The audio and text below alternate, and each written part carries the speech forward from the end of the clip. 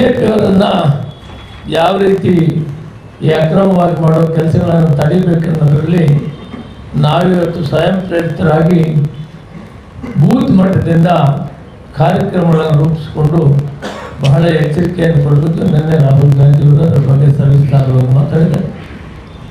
ನಾನು ಅಧ್ಯಕ್ಷರಿಗೆ ಕಾರ್ಯಾಧ್ಯಕ್ಷರಿಗೆ ಮನವಿ ಮಾಡೋದೇನೆಂದರೆ, ಯಾವ ರೀತಿ ಬೂತಲ್ಲಿ ಓಟನ್ನು ಕರೀತಾರೆ, ಇದಕ್ಕೆ ಯಾವ ರೀತಿ ನಾವು ಕಾರ್ಯಕ್ರಮವನ್ನು ರೂಪಿಸ್ಕೊಳ್ಬೇಕು. ಕೇವಲ 10-15 ದಿನದಲ್ಲಿ ನಾವು ಎಲೆಕ್ಷನ್ ಗಲಾಟೆಯಲ್ಲಿರ್ತೀವಿ, ಅವರು ಆಪರೇಷನ್ ಮಾಡಿ ಓಟನ್ನು ತೆಗೆದು ಬಿಡ್ತಾರೆ. ಅದಕ್ಕೆ ಒಂದು ಟೀಮ್ ಇರಬೇಕು. ಈ ಓಟನ್ನು ಕಾದುಕೊಳ್ಳೋದಕ್ಕೆ ಒಂದು ಬೂತ್ ಲೆವೆಲಲ್ಲಿ ಏನು ಫ್ರೆಂಡ್ಲ್ ಆರ್ಗನೈಸೇಷನ್ಸ್ ಇದ್ದಾರೆ, ಮೇನ್ ಕಾಂಗ್ರೆಸ್ ಕಮಿಟಿ ಜೊತೆಗೆ ಆ ಬೂತ್ಗಳನ್ನು ಕಾಯುವಂಥವರು 10-15 ಜನ ಎಕ್ಸ್ಕ್ಲೂಸಿವ್ ಆಗಿ ತಹಶೀಲ್ದಾರ್ ಸಂಪರ್ಕದಲ್ಲಿ ಇರಬೇಕು. ಹಾಡ್ ಮಾಡೋದು ಯಾವುದು, ಡಿಲೀಟ್ ಮಾಡೋದು ಯಾವುದು, ಯಾವ ಸಂದರ್ಭದಲ್ಲಿ ಇದನ್ನು ಆಪರೇಷನ್ ಮಾಡ್ತಾರೆ ಅನ್ನೋದು ಕಾತ್ಕೊಳ್ಳೋದಕ್ಕೆ ಒಂದು ಕಾವಲು ಸಮಿತಿಯಂತೆ ಮಾಡಿ ಇದನ್ನು ಕಾಪಾಡಬೇಕಂತ ಪರಿಸ್ಥಿತಿ ಬಂದಿದೆ. ಇವತ್ತು ಈ ರಾಜ್ಯದಲ್ಲಿ 16 ಸೀಟನ್ನು ಕಲ್ತ್ಕೊಂಡಿದ್ದೀವಿ ಅನ್ನೋ ಮಾತನ್ನು ಮಾನ್ಯ ರಾಹುಲ್ ಗಾಂಧಿಯವರು ನಿನ್ನೆ ಉಲ್ಲೇಖ ಮಾಡಿದ್ದಾರೆ.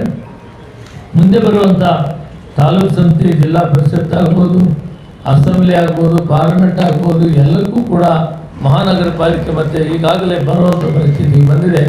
ಇಲ್ಲಿ ಜಾಸ್ತಿ ಅಂಥವು ನಡೆಯೋಕ್ಕೆ ಅವಕಾಶಗಳಿರ್ತವೆ.